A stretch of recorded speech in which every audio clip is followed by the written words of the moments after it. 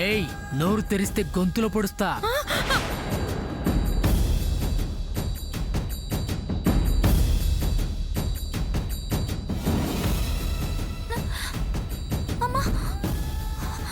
రేయ్, డబ్బులు ఎతకరా.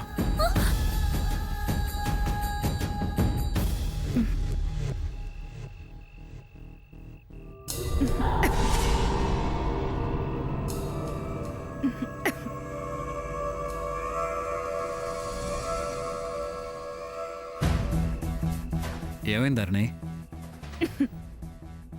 దగ్గొస్తుందండి, వాటర్ కూడా లేవు. ఆ బాటిల్ ఎలా ఇవ్వు. మనల్ని లోపలికి రానివ్వను ఆవిడ. మంచినీళ్ళు అడిగితే మాత్రం ఇస్తుందా? బావిలోంచి తెస్తాను. అరిచారంటే చంపేస్తాను. నువ్వు వెతకరా.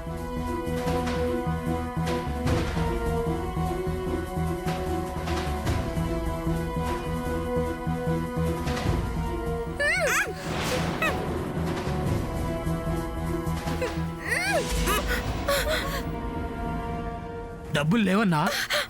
దాంట్లోనే ఎక్కడో ఉంటే వెతకరా. ఏ టైంలో లోపల లైట్లు వెలుగుతున్నాయి?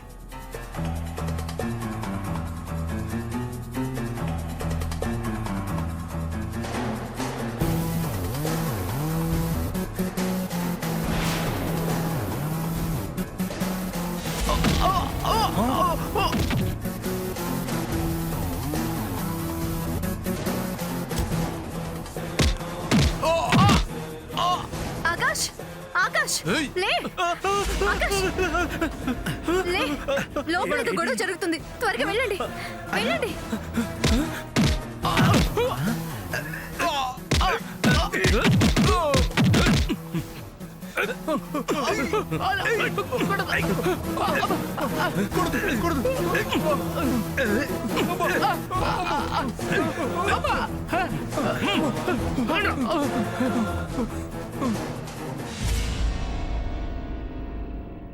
చూసావా అమ్మా, ఎంతైనా మగవారు మగవారే.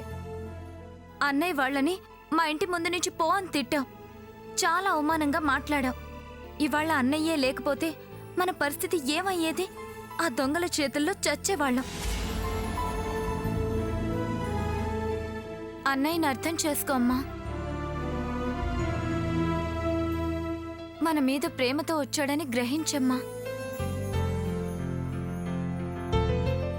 మనం అన్నయ్యతో వాళ్ళ ఇంటికి వెళ్దామమ్మా. పిన్ని, పడ్డన్నాళ్ళు కష్టాలు పడ్డారు. వెతుక్కుంటూ వచ్చి నిన్ను రమ్మని బతిమాలుకుంటున్నావు. ఇంకా ఇక్కడెందుకు పిన్ని? మా ప్రార్థన మన్నించు. అందరం కలిసి ఉందాం. రా పిన్ని. స్వాతి భవిష్యత్తు మీ బాధ్యత నేను చూసుకుంటాను. ఏ కష్టం రానివ్వను, ఏ లోపం రానివ్వను. మాకు పెద్ద దిక్కుగా నీకు గౌరవంగా ఉంటుంది.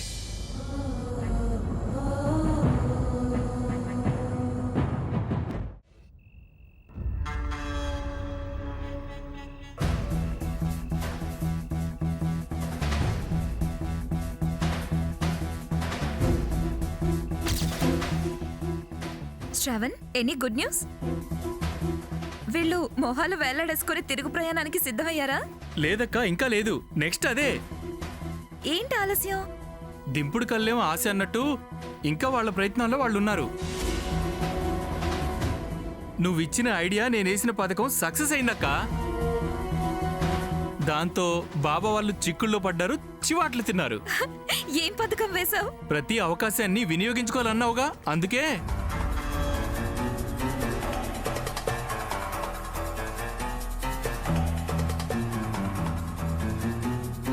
అంతే, ఆ సరోజాదేవి అగ్గి మీద గుగ్గిలం అయిపోయింది. బావ మీద పిచ్చి పిచ్చిగా ఫైర్ అయింది. బావేమో కన్ఫ్యూజన్లో పడ్డాడు. ధరణి తల పట్టుకుంది. ఆ సరోజాదేవి మాత్రం బావ నీడను కూడా సహించే పరిస్థితిలో లేదు. ఆదిత్య అనే పేరు చెప్తేనే తోక మీద లేచే తాసులా బుసలు బుసలు కొడుతుంది. ఇంకా వీళ్ళు కాళ్ళు పట్టుకున్నా వాళ్ళు అస్సలు కనికరించరక్క. ఎంత ఆశతో ఆనందంతో వచ్చారో అంత నిరాశతో తిరిగి రాక తప్పదు. ఈ విషయంలో విజయం మందే అక్క. Very good Shravan, very good. నీ బ్రెయిన్ చాలా షార్ప్ గా పనిచేసింది. ఎంత తెలివిగా ఆలోచించి బావ నిరికించావు. భలే ఇబ్బందిలో పడేశావు. నేను మాత్రం వెరీ వెరీ హ్యాపీ. నేను అంతే అక్క, వెరీ వెరీ వెరీ హ్యాపీ. నాకు మాత్రం ఇక్కడ ఉండడం అనవసరం అనిపిస్తుంది. ముందు నేనొచ్చి వాళ్ళు వచ్చాక స్వాగతం పలకాలనిపిస్తుంది. అయ్యో వద్దు శ్రవణ్, నువ్వు రావద్దు. ఇంకా లాభం లేదు అని వీళ్ళంతల వీళ్ళు బయలుదేరేంత వరకు నువ్వు రావద్దు. ఇలాగే ఇప్పుడు చేసినట్టే ప్రతి అవకాశాన్ని మనకి అనుకూలంగా వాళ్ళకి వ్యతిరేకంగా మలిచి వాళ్ళు జన్మలో రాకుండా చేయాలి. సరే అక్క, నువ్వు చెప్పినట్టు వాళ్ళు తిరుగు ప్రయాణం అయ్యేదాకా నేను ఇక్కడే ఉంటాను. All the best Shravan. Thank you అక్క, బాయ్.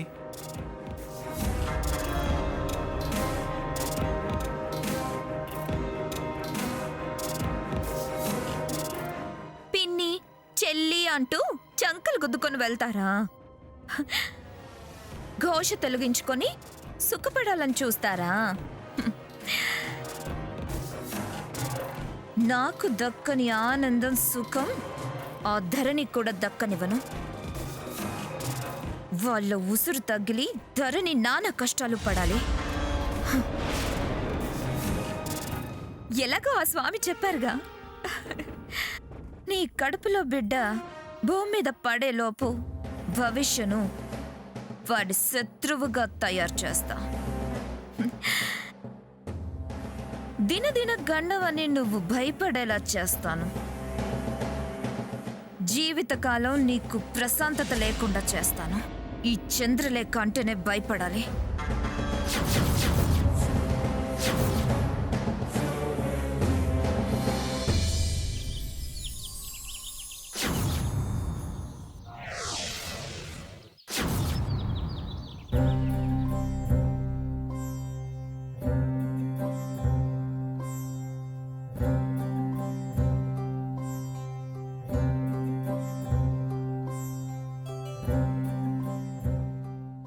ఏం చూస్తున్నావే?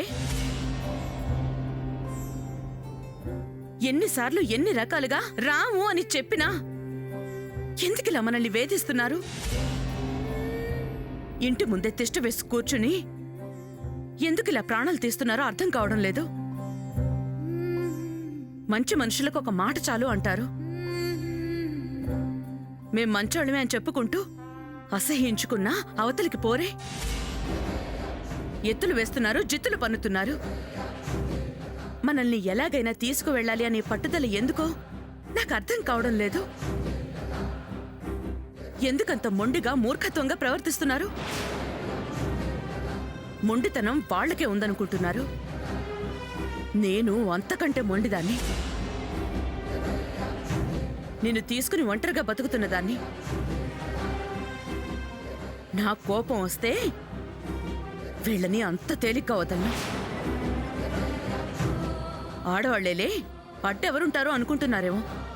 అమ్మా, వాళ్లతో మనకెందుకు? మనం ఇక్కడి నుంచి వెళ్ళిపోదాం. ఏ గొడవ ఉండదు. నీకేమైనా పిచ్చా? వాళ్ళకి భయపడి పారిపోవాల్సిన అవసరం మనకేంటే? పారిపోతే వెంట పడతారు. ఎక్కడికి వెళ్తే అక్కడికి వెతుక్కుంటూ వస్తారు. వాళ్ళసలు మన కోసం రాకుండా చేయాలి. ఎంత బ్రతిమాలినా వెళ్ళొద్దు. విసుగు పుట్టి ఇక లాభం లేదనుకుని వాళ్లే వెళ్ళాలి. గుండె నిండా ఎన్నో రంగులెన్నో నిండెనే, కళ్ళ నిండా సంతోషాల సంద్రం పొంగెనే. నేనలా నీకై వెతికే